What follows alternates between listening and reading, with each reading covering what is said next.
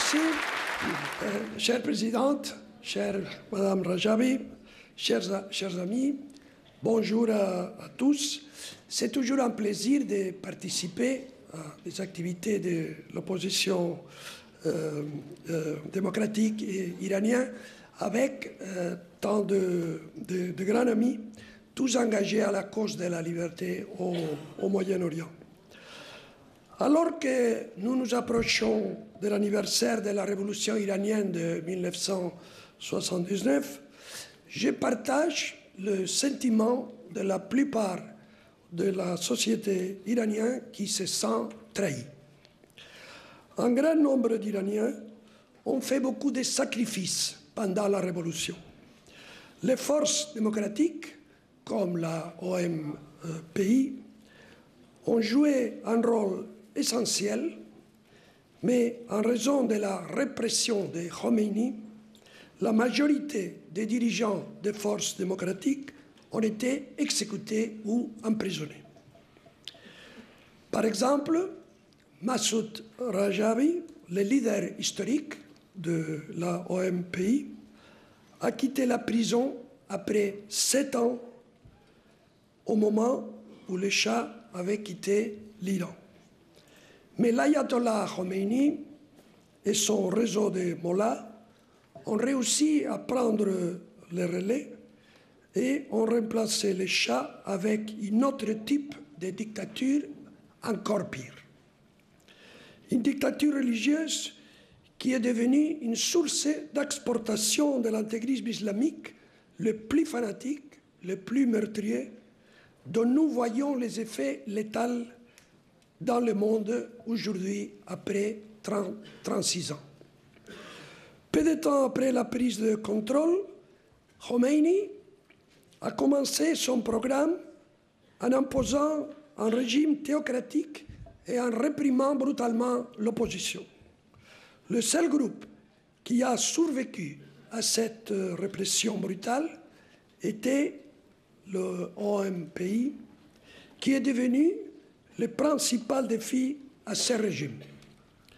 Je voudrais saisir cette occasion pour parler de 7 points sur le OMPI et la résistance iranienne.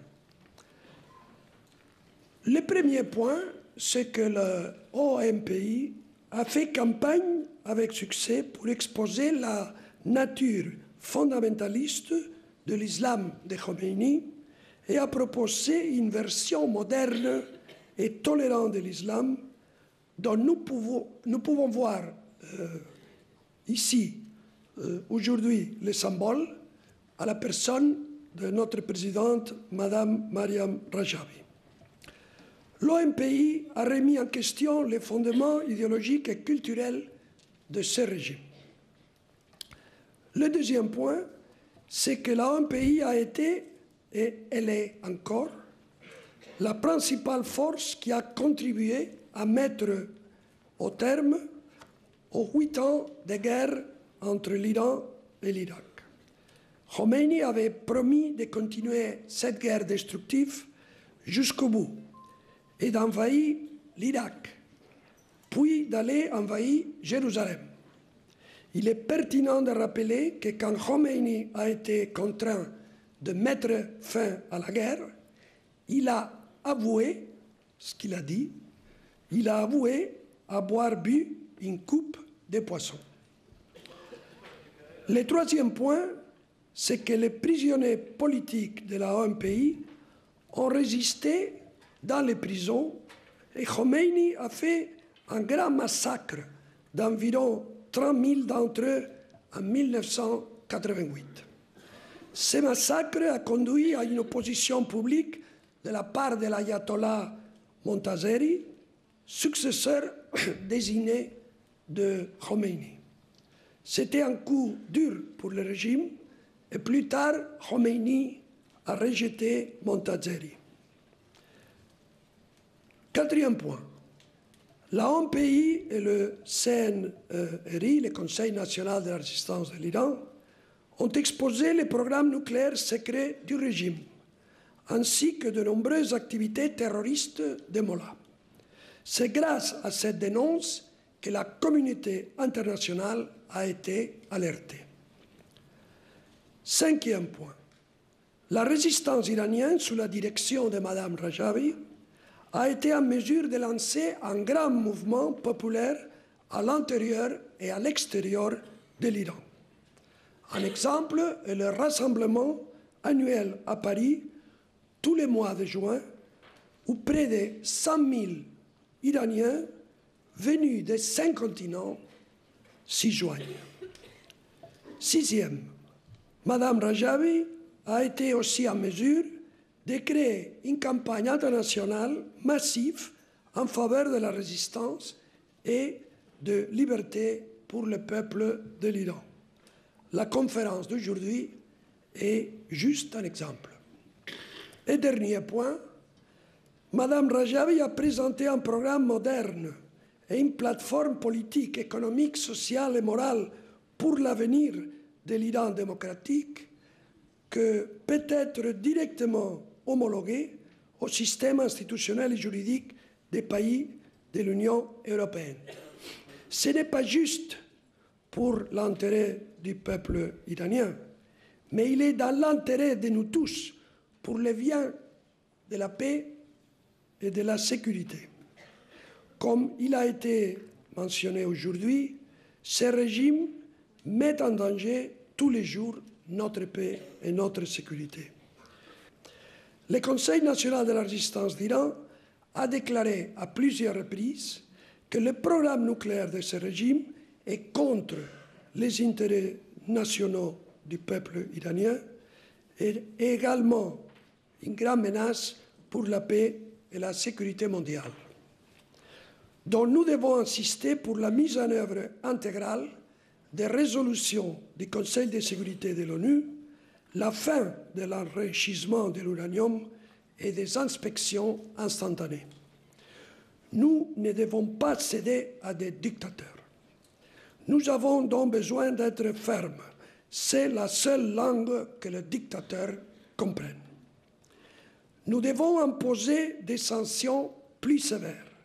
Nous devons envoyer les dossiers sur la violation des droits humains du régime iranien au Conseil de sécurité des Nations unies pour des mesures punitives. Nous devons aider le peuple iranien et sa résistance organisée sous la direction de Mme Rajavi pour renverser cette dictature tyrannique pour que le peuple d'Iran voie la liberté et la démocratie à venir dans leur pays. Permettez-moi de conclure en disant que dans les 14 dernières années que j'étais impliqué avec l'opposition démocratique iranienne, j'ai rencontré beaucoup de leurs membres. Je suis allé à Ashraf en 2008, quand j'étais vice-président du Parlement européen, en tant que chef d'une délégation de parlementaires. Là-bas, nous avons parlé à des centaines de membres de l'OMPI à Ashraf et nous avons constaté leur détermination et leur courage. Mais je peux dire avec confiance que je suis arrivé à la conclusion que ces mouvements, le Conseil national de la résistance de l'Iran et l'OMPI, sont un mouvement véritablement démocratique et la seule menace effective pour le régime des ayatollahs. Leurs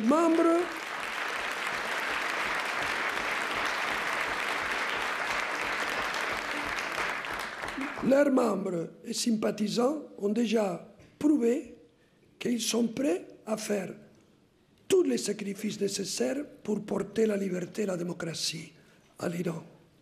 C'est un atout très important pour le peuple d'Iran et c'est pour ça que nous devons offrir au Conseil national de la résistance tout notre soutien. Dans son discours inaugural au Congrès américain en 1861, Abraham Lincoln a dit que nous ne pouvons pas échapper l'histoire. Et un jour, l'histoire nous jugera à chacun de nous à propos de nos actions par rapport à la dictature théocratique de l'Iran. Je ne sais pas ce que vous en pensez, mais moi, je me sens humblement très satisfait de m'avoir placé toujours du bon côté. Merci beaucoup.